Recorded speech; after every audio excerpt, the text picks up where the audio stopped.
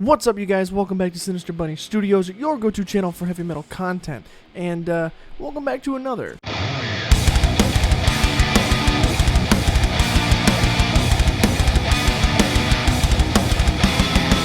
So for today, I've got basically a bit of bad news and a bit of good news. And I'll start off with the bad news so that I can end off on the good news.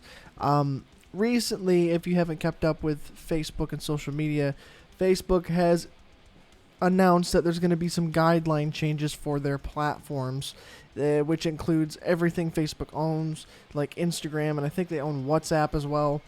But whatever they own, these new guidelines are going to be taking place starting October 1st. And a lot of people are a little bit pissed off at it, including myself. So what they revolve around mostly is music content that gets put out on their platforms, Instagram and Facebook and all that.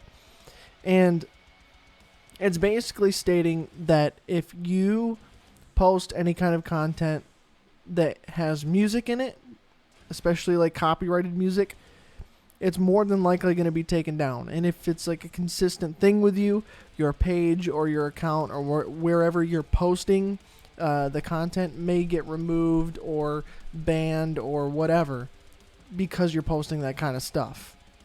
So this begs the question, like, what's going to happen to those who are musicians and post their stuff on Facebook and all that to get it out to people and for people to see it or promote themselves or whatever, even live streaming. We don't know what's going to happen because this sounds very similar to like the YouTube community guidelines where you don't necessarily know exactly what they are. It's kind of like a blanket statement kind of thing, so that YouTube can just kind of pick and choose what they want to do and at any given situation. Kind of feel like Facebook is doing a very similar thing by throwing just a blanket statement out there, because they said something along the lines of you can't post content that explicitly is meant to create a listening experience for people, which seems like a very weird way to word it. And again, it's a very blanket statement because that just covers everything. A listening experience. It just covers a lot of ground. It just seems really weird. So this includes live streaming, pre-recorded content, anything involving music, and it's just going to pose a lot of issues. And I know what they were going after. I hope, at least. From what I have gathered, what they're really trying to do is to crack down on a lot of the people who don't respect copyright laws, which kind of grew in popularity since the pandemic happened because everybody's at home. There were people that were live streaming concerts that you had to buy tickets for, so they're basically streaming it for free for other people. That's a no-no. And there are also like people doing DJ party situations where they would even put their Venmo and PayPal accounts so that people can tip them, and then they would play copyrighted music, and it wasn't even theirs. So there could be a DJ playing like H.M.M music. Someone requests an H.M.M song and pays them $5. They'll play an H.M.M song, and then it's like a weird live stream party DJ situation. And because you're playing copyrighted music and all that, and you're making money from it, that becomes another big no-no. And I think that's what they're trying to stop a lot of. But then it encapsulates a lot of other stuff. Like, just take my own content, for example.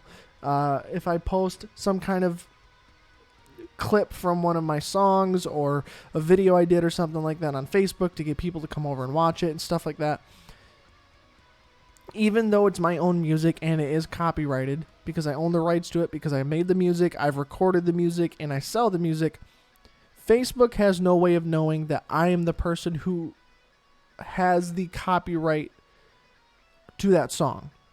So even if I post a video of myself, like me and my girlfriend having some kind of party here, and I've got my own music that I've written and recorded playing in the background, Facebook will recognize that, run it through its database, find that it's copyrighted, and then take that video down, and possibly worse, like remove my account.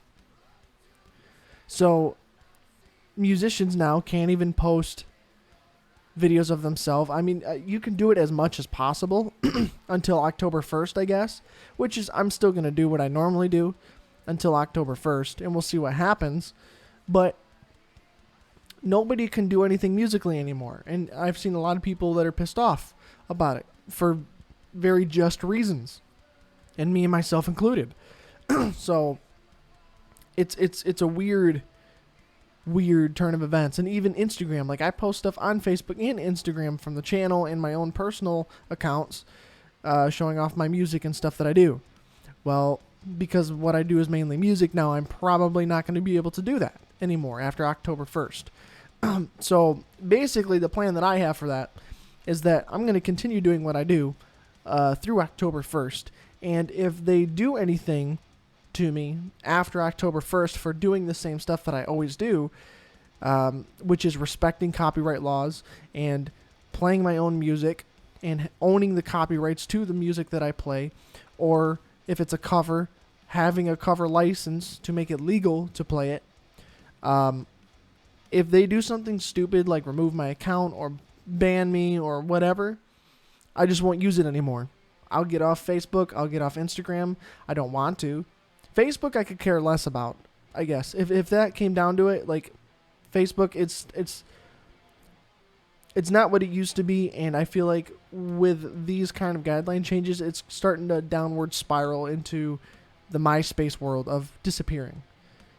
Instagram, I like Instagram a lot more than Facebook. I think it's a cooler platform, and that one will probably hurt a little bit more if I don't do that anymore. And obviously, taking away things like Facebook and Instagram take away some leverage to get my stuff out there. But I'm not going to sit here and stand for entities like Facebook doing this kind of stuff, because it's just very general and non-specific, so that they can do whatever they want on a case-to-case basis, so that they don't follow the same principles for every case.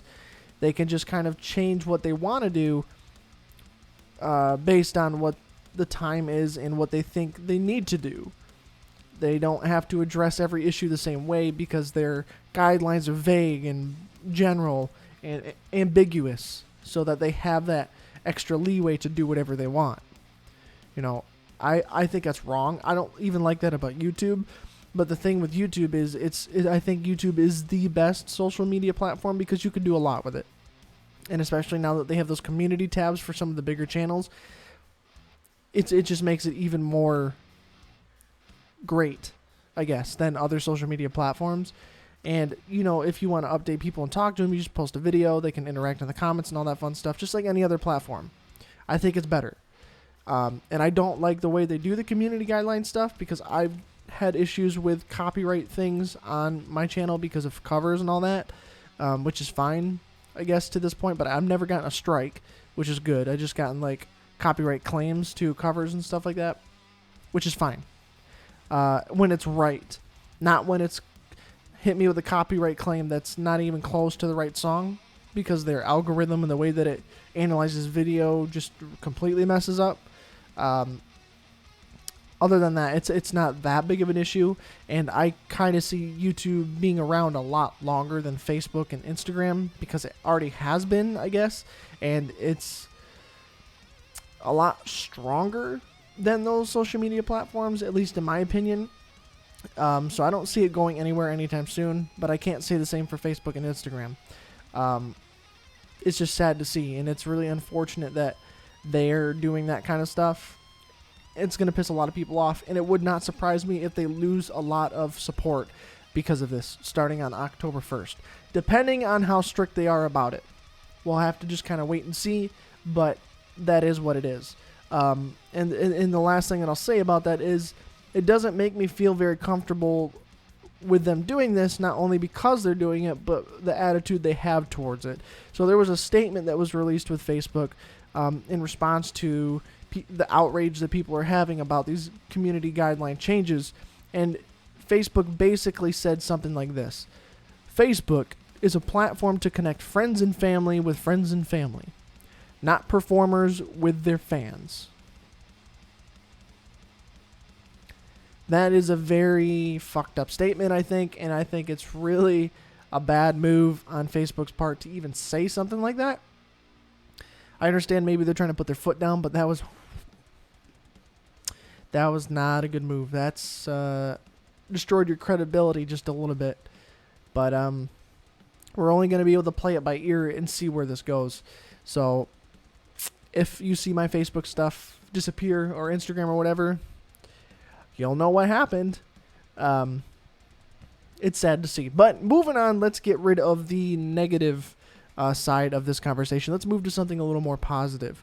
Okay, so you guys remember a handful of these Heavy Metal Mondays ago, I talked about Dave Mustaine writing a new book, Rust in Peace, about the album, the Megadeth album, Rust in Peace, and how it came to be and everything that went into it to promote its creation and everything. So I did go through and I bought a bundle through Megadeth where I got the book and I got a t-shirt. And there's something special about the book as well. I have not got the t-shirt yet because that's coming separate. And I'll post a photo on Instagram or something while I still have it when I get it and everything. But just yesterday I got a package and I thought it was for my girlfriend and I gave it to her. And she was like, no, it's for you. And I'm like, oh, okay. And it was the book. I didn't expect it to come just yet. So I got the Dave Mustaine Rest in Peace book. I have not started reading it yet because I just got it yesterday. I'm definitely going to start reading it, and I'll probably read through it very, very quickly because Dave Mustaine is one of my idols, and he always has been, and I love Megadeth. And Rest in Peace is probably one of the best thrash metal albums ever to come out. So reading about how it came to be and everything is going to be really, really cool. But the other cool side of this is what I got with it. So, for one, got a really cool, like, Rest in Peace laminated bookmark, which is cool and all, right? You know, it's Megadeth, it's Rest in Peace, it's laminated, so it's, like, tough, it won't rip apart and fall. But here's the cooler part.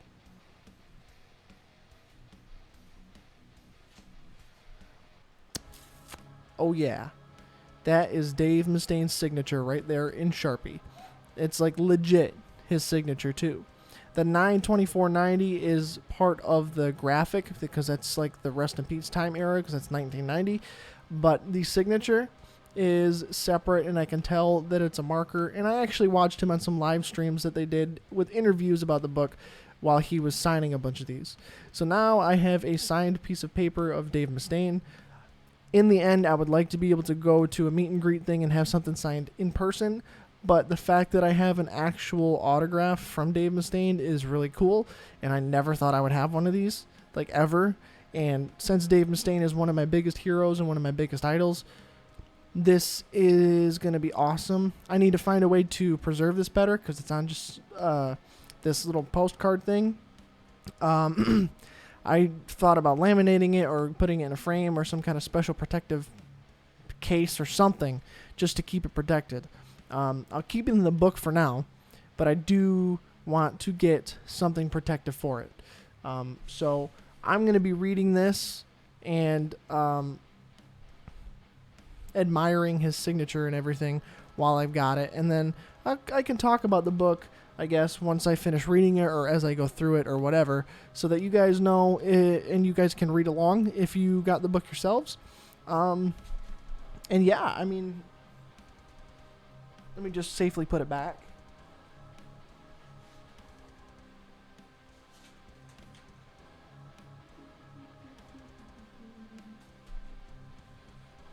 So that's really cool. It was definitely worth the money to get it, because not only did I get the book and the signature and all that stuff that came with it, you know, like I said, I got a cool limited, like, Rust in Peace Megadeth t-shirt coming as well. And it's very, very cool. I can't wait for the shirt because it's like glow in the dark and it's fancy and it's like cool. And yeah, I mean, I can't wait to start reading it. I'll probably start reading it today, to be honest. I read Dave Mustaine's his autobiography a long time ago, a very old book. I should try to get a new copy of it and reread it because the copy that I had was a soft cover and it's all ripped up and beat up. But anything from him is really cool, and I wish and hope that one day I can actually meet him in person some way. it's cool stuff. Cool stuff. But yeah, that's the gist of it. So Facebook fucked up for bad news, and good news, I got a book, Dave Mustaine's new book with his signature and fancy stuff and a shirt. So that's all good on that front. Maybe that makes up for the Facebook thing. Maybe not. Probably not. But it is what it is. So also, I can be more chillax with these talks in any of my videos now because I got another boom arm for my microphone, so I don't have to keep scooting up to my desk with the stupid desk stand that I had. I can sit around, I can lean back to talk to you guys, I can sit back here if I really want to and pull it out this way and sit this way and scoot it down and talk way back here if I wanted to and just kind of chill out. I could probably put it down a little lower. I'm very leery though still because I have a glass desk and it's clamped to my glass desk, but that's fine. I just got to be careful because I don't want to shatter the tempered glass, which I know is hard to do because it's tempered and it's meant to take some weight, but better safe than sorry. Either way, let me know what you guys think about the whole Facebook guidelines thing, and if you've even heard of that happening, go ahead and research it and find out what they're doing for yourself, and let me know what you think. And did you guys order the book? Did you order the Megadeth book? Let me know if you got yours too. If you did, and if you got a signature, let me know about that too, because I know not everybody got that. And yeah, that's it for me. So thank you guys so much for watching, and like I always say, thank you for liking, commenting, and subscribing, and I'll see you in the next video. Welcome back to Heavy Metal Mondays.